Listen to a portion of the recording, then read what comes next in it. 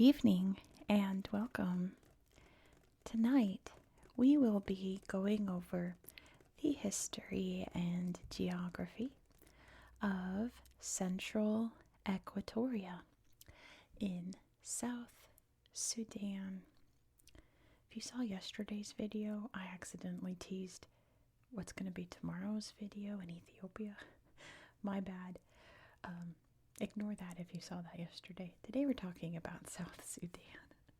I hit stop on recording, went, wait, we're not doing Ethiopia next, it's South Sudan next. But yes, here we are in, I love this name, the Equatoria region, even though the equator is down there in Uganda, which we just looked at the other day when we looked at Kampala and all that. This region's called Equatoria. So this is Western Equatoria, Central Equatoria, and Eastern Equatoria. So we are here today. This is the smallest state in South Sudan, but it's very important because it contains the capital city of Juba. You geography nerds will know that South Sudan, as of 2026, is the newest country in the world. Therefore, Juba is the newest capital city in the world. The state also borders the DRC over here, the Democratic Republic of the Congo, and Uganda over here. Now, this area is really dominated, as you can see here, by the Nile River. This is the White Nile. It will flow up to meet in Khartoum in Sudan up there with the Blue Nile and become the Nile River. This river flows through Juba here. And there are some rocky areas, there are some hilly areas throughout, but most of this area is pretty much just somewhat flat. Lots of rivers throughout. And the most dominant geographic region of South Sudan is just north of here, known as the Sud. I think you can see the Sud here, which is like a big swampland around the Nile here. So I went into this researching, expecting to talk about the Sud, and the Sud is just north of the border here, which is unfortunate. So it is I guess the not swampy area between Lake Victoria and the Great Lakes and the Sahel, I suppose. Outside of Juba, which we'll see on Google Earth, it's about right here outside Juba, is a big, I guess it's a mountain. It's called a mountain. It's Jebel Kujur. It looks like a big rock, kind of like Uluru in Australia, but mountain nonetheless. That really dominates the skyline of Juba. It's really pretty. But yeah, that's pretty much all I have for you for geography. In terms of history, this is one of the oldest inhabited places in the world. This corner of Eastern Africa, Centralish Africa, Ethiopia, Kenya, so on and so forth nearby, has a very long human history. And there are many different people groups that live in Central Equatoria. The main one, from what I understand, at least in the Juba area, are the Bari. And this area, like many places in South Sudan, is really known for its cattle herding. And their cattle, I found a picture on Google Earth, I'll show you. Their cattle have super long horns. They're really cool looking. Cattle is very much like a big point of pride and a demonstration of wealth to many of the people groups here. The more cattle you have, the wealthier and more powerful you are in society. It's a big deal. Juba, though, was originally a Bari town. The area was really populated by the Egyptian military, and that is because Sudan, because this was part of Sudan technically, ish, was being occupied by Egypt slash the British at the time. So this was an Egyptian military base, but apparently it did not go well because, like I said, the Sud is just nearby and it's full of mosquitoes. I think I might be confusing this. I was about to say tsetse flies, but I think that's Ethiopia that we're covering tomorrow. It might be. Anyway, they didn't last long, regardless. But Juba, as we know it today, was officially founded in 1920 by Christian missionaries. Eventually, this town would start to grow along the Nile here, mainly due to the Greeks. A large population of Greek merchants was brought in by the British, and they built a lot of the kind of old town of Juba today. Sadly, there's really not much of a Greek population here anymore. How neat would that be to have like a Central African town with a huge Greek population? It was once that, but no longer. Most of them have left. It was here in 1947 that the Juba Conference was hosted between the leaders of Sudan and what's now South Sudan. It was there that they agreed to just make the whole area Sudan. One big country. It was the biggest in Africa at the time. Even though culturally Sudan and South Sudan are very different. Sudan is, like in a nutshell, Sudan is typically Muslim. South Sudan is typically Christian and more traditional beliefs. Kind of a mix of the both. That doesn't mean that there aren't Muslims here. There definitely are. And that doesn't mean that there aren't Christians and traditional beliefs in Sudan, because there definitely are. But it was dominantly very different cultures. That clash of differences between the two areas, with all the power up in Khartoum in the north, would lead to a lot of conflict, and it would devolve into two different civil wars. The first Sudanese Civil War took place between 1955 and 1972. The second, which really ran rampant down here in South Sudan and Juba, was between 1983 and 2005. Eventually, South Sudan would decide to split off from Sudan for a variety of reasons, one of them being the civil war, the violence that was occurring down here in South Sudan being propagated by the Sudanese government. But there were many reasons. We talked about Darfur last week. That would be another reason why. You can check that out if you wish. It's a little depressing, but very informative, I think. South Sudan would gain independence from Sudan in 2011, like I said, making it the newest country in the world. And Juba would absolutely blossom as a city.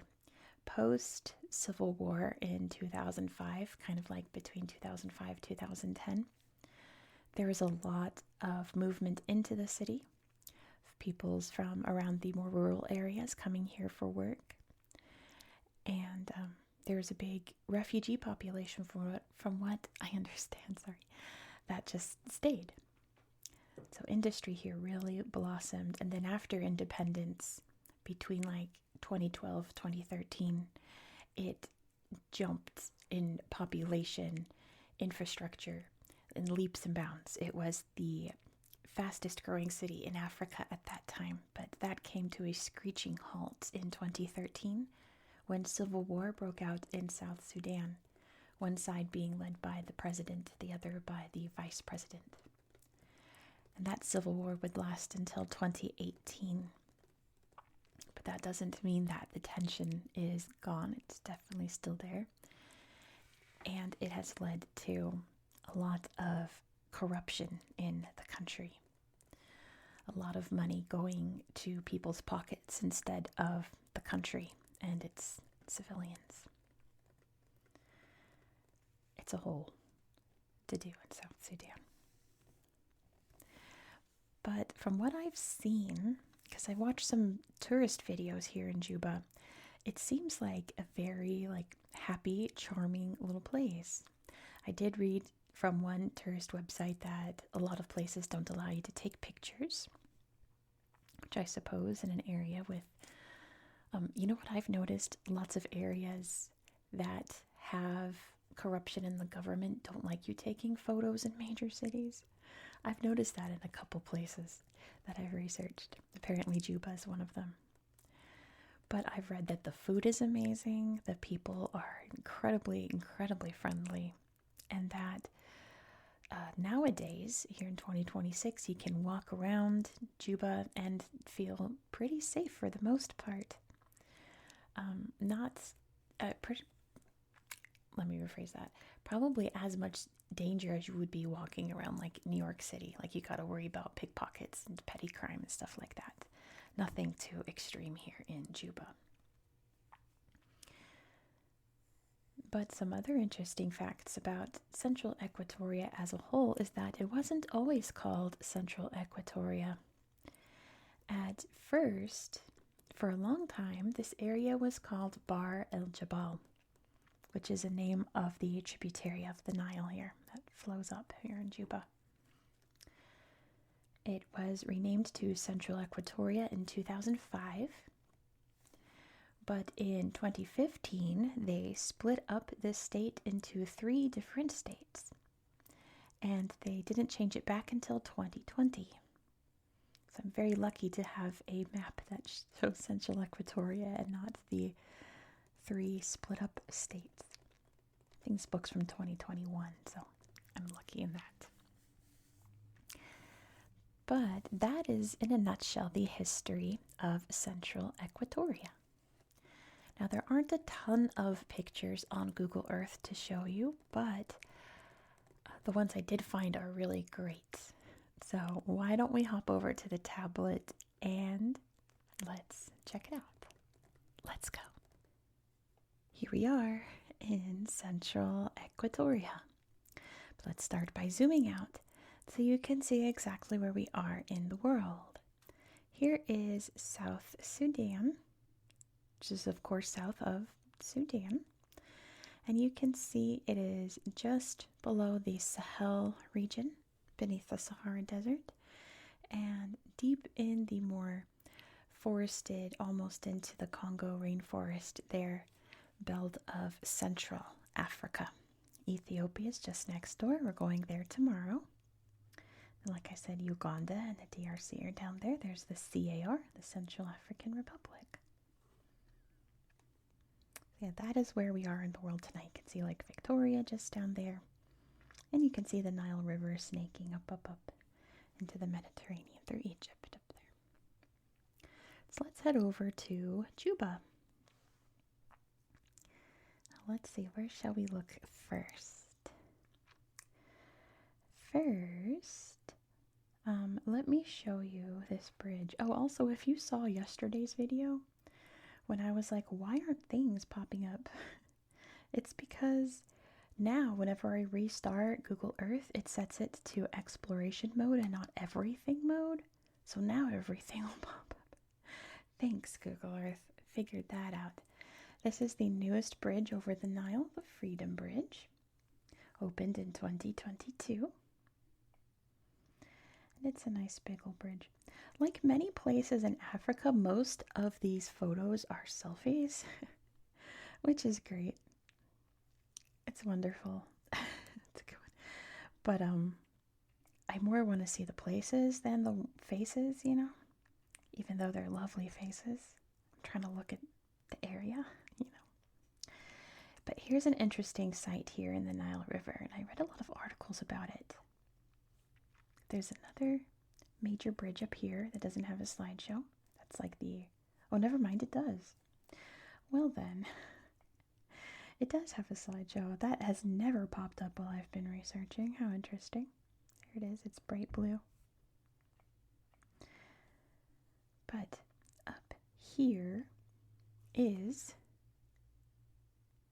the sunken ferry, half-sunken ferry. And this is apparently a big landmark here in Juba that tourists, the few tourists that come here, come to see the ferry. And I read, like I said, some articles about how people think, oh, was this a casualty of the war? Was the ferry bombed? You know, was it a strike on a rebel group or something? And it is not. The ferry was unloading passengers one day. Something went wrong with the engine and it stalled and it drifted off into the river and it got stuck there and it sank. That is the story of the Juba ferry. And the one article I read was like, it's really a testament to people's perception of violence and war in Africa that you see something like this and you automatically assume it's from a battle conflict. But it's not. It was a very mundane accident and no one's cleaned it up. It's just sitting there. Very interesting, I think. Just a boat accident. We can see, what popped up so many times when I was researching was this church, the St. Teresa Catholic Church. And it's a big, beautiful church. We can see great photos of the priests here. Some delicious looking food. Man, the food here does look so good. I read a lot about food in South Sudan and I got really hungry. But yeah, this is a very important area, obviously, for the Christians of Juba in South Sudan. Pope Francis visited here once, even. I don't think there's much else to show you in Juba per se. Let's look at the main slide so we can see the big, beautiful Nile River flowing through. There's the big, bustling city.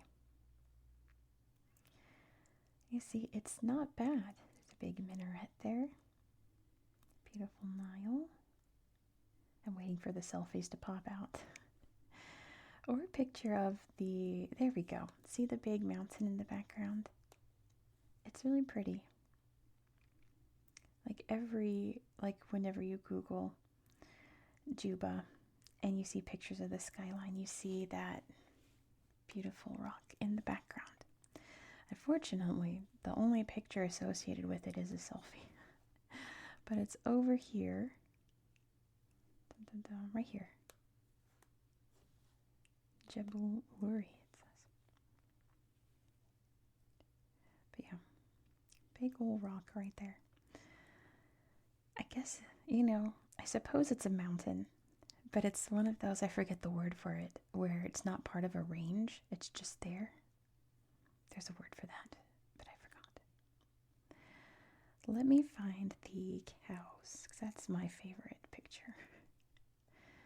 There's another big mountain up there, but it doesn't have pictures either. It says it does, but trust me. It was somewhere up here I found a cattle ranch, and I got really excited.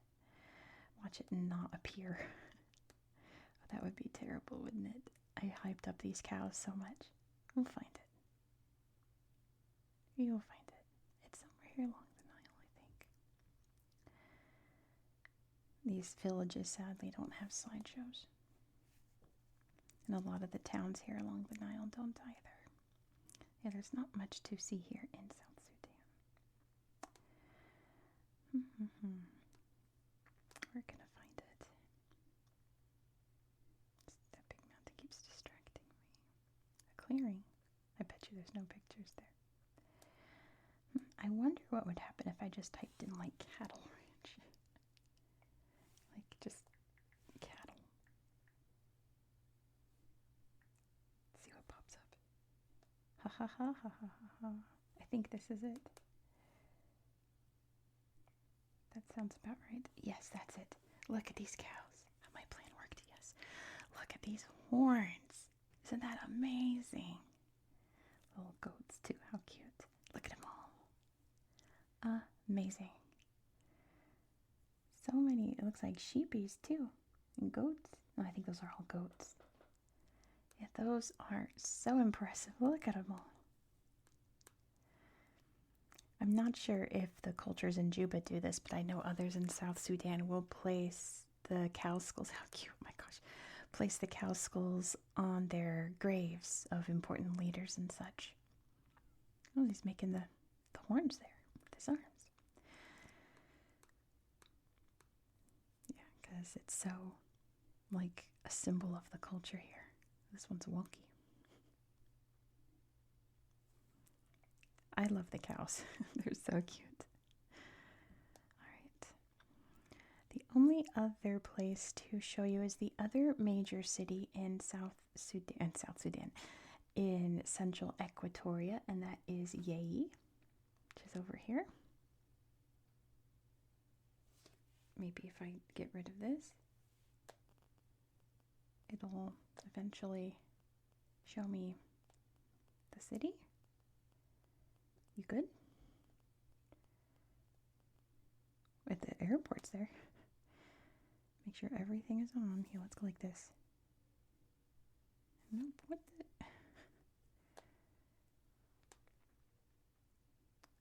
Goodness.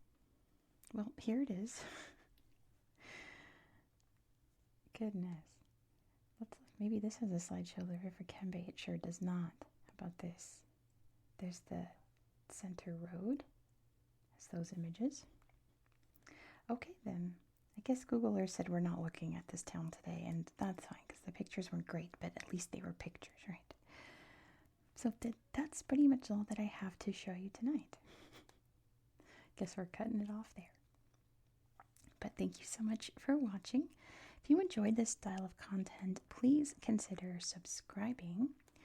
Like I said in yesterday's video, we'll be heading to Ethiopia, and there's like no good pictures there. But I forgot also when I was filming.